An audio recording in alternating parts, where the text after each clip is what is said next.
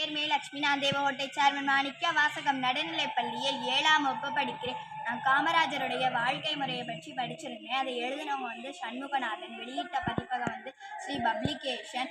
அவங்க அப்பா பேர் குமாரசாமியா, அவங்க அம்மா பேர் சிவகாமியா. அவங்களுக்கு 1903ஆம் ஆண்டில் ஒரு ஆண் குழந்தை பிறந்துச்சாம். அவங்க பாட்டி காமாட்சி அப்படின்னு பேர் வைப்பாங்களாம். அவங்க அம்மா காமராஜர் அப்படின்னு அன்போட கூப்பிடுவாங்களாம். அவங்களே சட்டையெல்லாம் பின்னி அவங்களாவே எல்லா வேலையும் அவங்களே பார்த்துப்பாங்களாம். அவங்களுக்கு நாகம்மாள் அப்படிங்கிற ஒரு தங்கை இருக்குமா. அவங்கள அன்போடும் அக்கறையோடும் பார்த்துப்பாங்களாம்.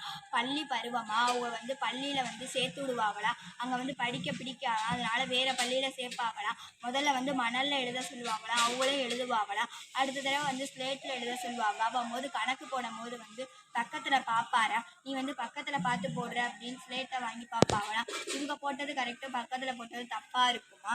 அதுக்கப்புறம் அவர் அவங்க அப்பா இறந்த உடனே மாமா கடையில் போய் வேலை பார்ப்பாங்களாம். வேலை பார்த்துட்டு இருக்கும் போது நம்ம விடுதலைக்காக போராடணும் அப்படின்னு சொல்லிட்டு போய் போராடுவாங்களாம். அதுக்கப்புறம் காங்கிரஸ் தலைவர் ஆவாங்களாம். கொஞ்சம் ஆண்டில் முதலமைச்சர் ஆவாங்களாம். அவங்க தான் பள்ளிக்கூடம் மதிய உணவு திட்டம்லாம் அவங்க தான் கொண்டு வந்தாங்களாம். அதுக்கப்புறம் அவங்க 6 முறை சிறை வாழ்க்கைக்கு மேற்கொண்டு இருக்கிறாங்களாம். அதுக்கப்புறம் சிறை வாழ்க்கையை முடிச்சிருவாங்களாம். அதுக்கப்புறம் 1962ஆம் ஆண்டு மே மாதம் அவங்க இறந்துருவாங்களாம்.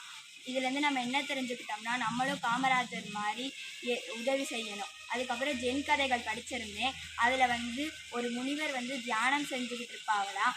அவங்க முதல்ல சிவபக்தி பட்டடித்து போவாங்களாம். அவங்க காலப்போக்கில் அதுவும் அழிஞ்சிருமா. அதுக்கப்புறம் கிறிஸ்துவர் சிவில போடுவாங்களா, அதுவும் காலப்போக்கில் போயிடுமா. ஒரு முஸ்லீம் சால்வை போட்டு விடுவாங்களாம், அதுவும் காலப்போக்கில் காற்றுல பறந்து போயிடுமா.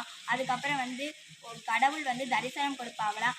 என்ன நீ எல்லா மதமும் சொந்தமா அப்படின்னு கேட்பாங்களாம். ஆமான்னு சொல்லுவாங்களாம். சரி புத்திசாலியாக இருக்கா, நம்மளோட கூட்டிகிட்டு செஞ்சுருவோன்னு அவங்க கூட்டிகிட்டு போயிடுவாங்களாம். இதுலேருந்து நம்ம என்ன தெரிஞ்சுக்கிட்டோம்னா, நம்ம எல்லா மதமும் சொந்தம். அதுக்கப்புறம் மௌனம் கூட மரணம் தான் படிச்சிருந்தேன்.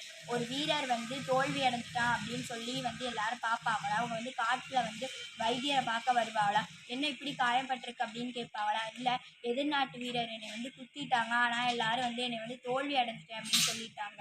நீ மௌனமாக இருக்க, அதான் எல்லாரும் இப்படி பேசுகிறாங்க அப்படின்னு சொல்லுவாங்களா. இதுலேருந்து நம்ம என்ன தெரிஞ்சுக்கிட்டோம்னா, மௌனம் கூட மரணம் தான். நன்றி, வணக்கம்.